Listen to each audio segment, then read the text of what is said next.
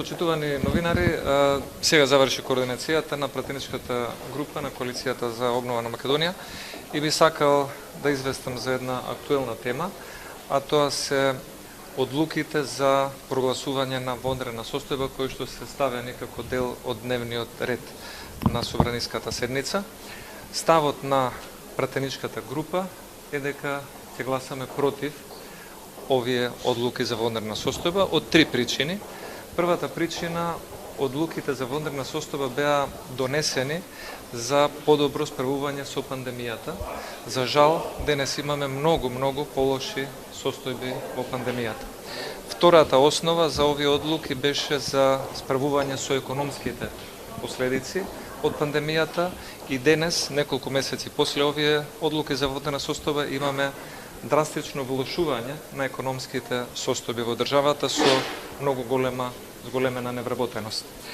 И третата причина е што овие два основи на одлуките за вонредна состојба, справување со пандемијата и помош на економијата, за жал владата ги злоупотреби и наместо да носи мерки кои што би биле посветени на овие теми, носеше уредби со законска сила кои што беа злоупотребени за изборен подкуп или заменување на изборен законник во 5 до 12 или за лиценци за марихуана или за брусење дијаманти и слично, а потврда дека ваквите одлуки за вонредна состојба беа злоупотребени од владата е и фактот што Уставниот суд поништи десетина уредби донесени од владата во тој момент.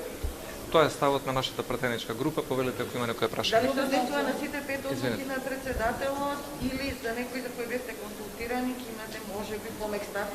Сметаме дека сите пет одлуки ја промаршија целта.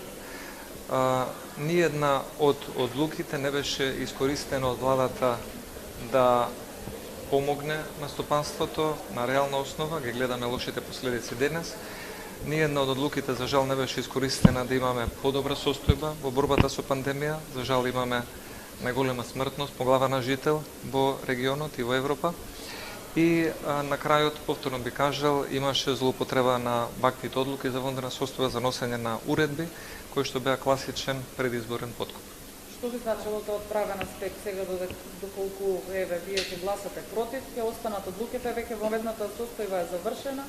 На што може ова да влие? Како понатаму? Тоа е најдобро сепак да се консултираат правните експерти на надлежните институции, како што се владата, председателот, Уставниот суд и други надлежни институции.